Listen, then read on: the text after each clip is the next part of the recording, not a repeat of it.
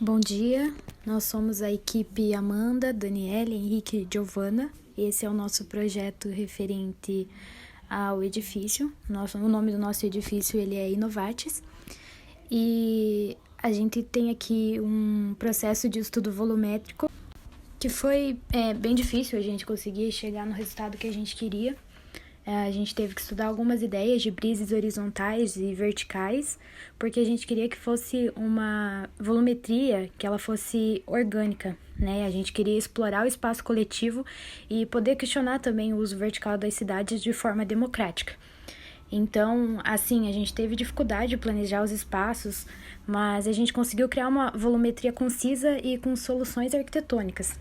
No caso, a gente conseguiu fazer com que os nossos apartamentos tivessem uma fachada valorizada, né, com a rotação dele no terreno, mesmo com a dificuldade ali, no caso da nossa taxa de ocupação, né, então a gente não podia fazer total rotação do que a gente queria e deixar ele, né, conforme o que a gente esperava, mas a gente conseguiu chegar num resultado que a gente gostou bastante.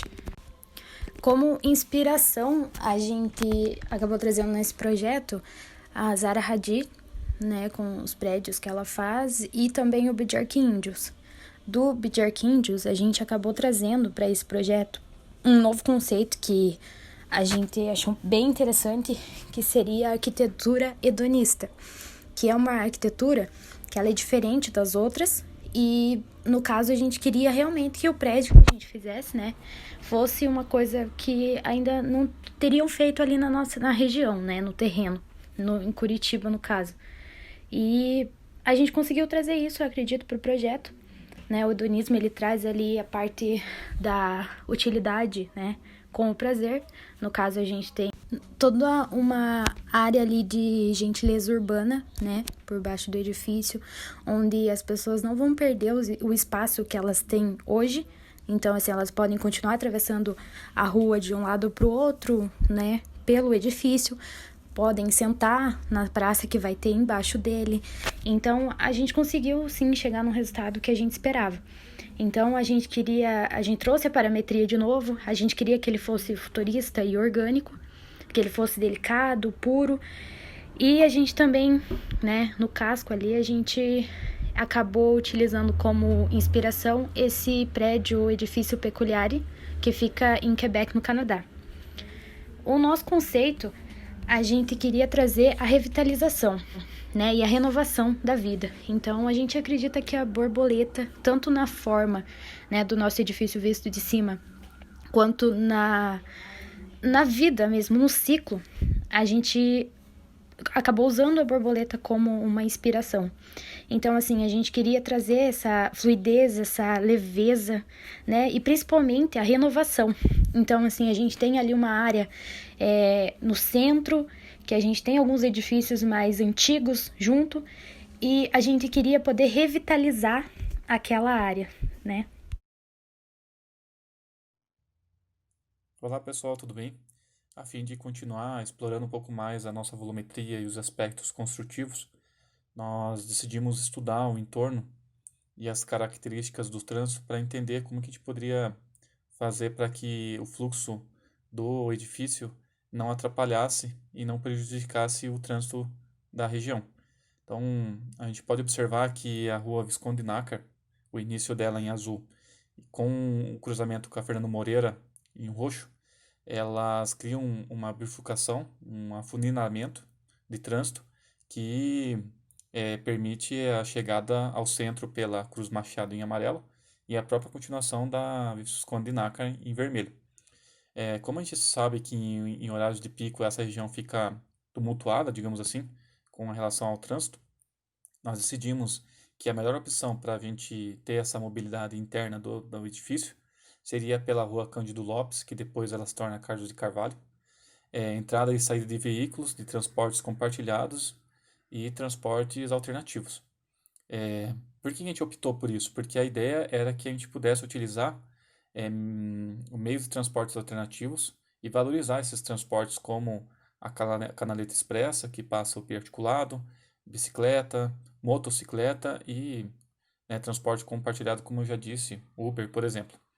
e não incentivar a utilização de carro de uso pessoal, pois a gente sabe que essa região central ela já é prejudicada por esse alto fluxo de carros e a intenção é que as pessoas possam ter uma infraestrutura para utilizar esses outros meios de transporte.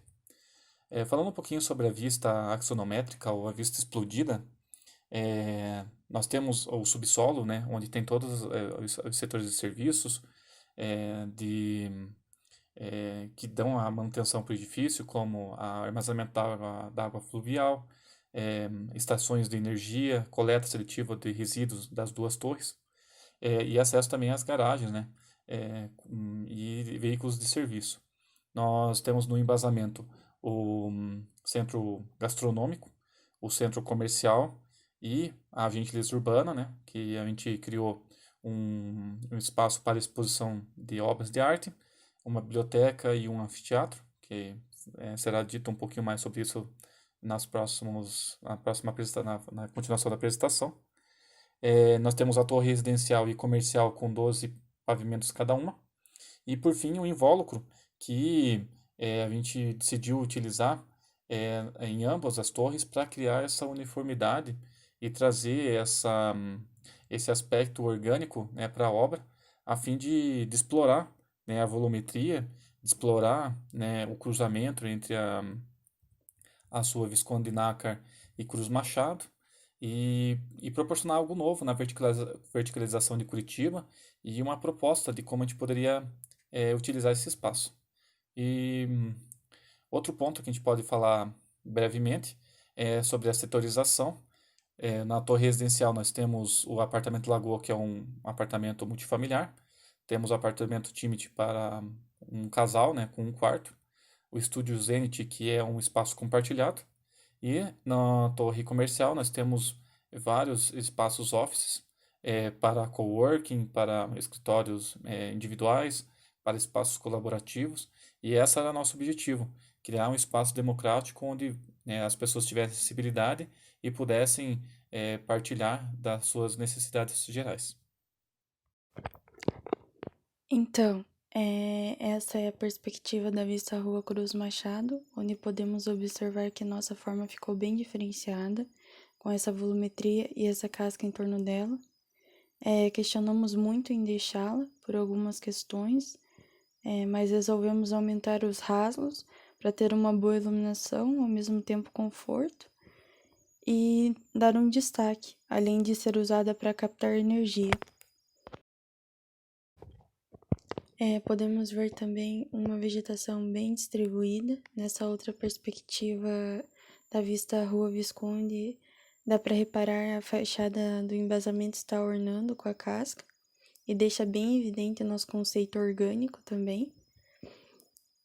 Também podemos reparar nessa vista, então, que essa primeira é a torre comercial e ali atrás a torre residencial. E a vista da rua Carlos de Carvalho fica a entrada do estacionamento, a torre comercial e atrás a torre residencial. O embasamento do edifício ele é composto de um polo gastronômico, que é formado por lanchonetes e cafés. E já o segundo polo, ele é o das artes plásticas, que ele contará com exposições de quadro e esculturas, entre outros. E assim ele divide a área do banheiro e a parte administrativa com o espaço cultural que fica logo ao lado, onde também se encontrará biblioteca e um pequeno auditório para debates. E já o nosso terceiro polo vai ser o comercial, onde vai contar com diversos departamentos de lojas fazendo a venda de vestuários, calçados, entre outros.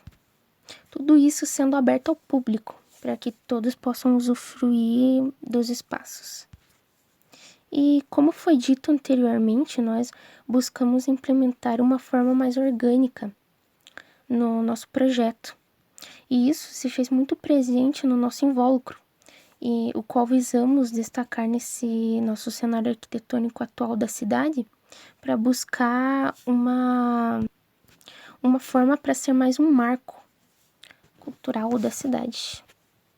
E pensando também nessa parte sustentável, após diversas pesquisas, nós concluímos que seria mais proveitoso um revestimento mais orgânico para essa nossa fachada.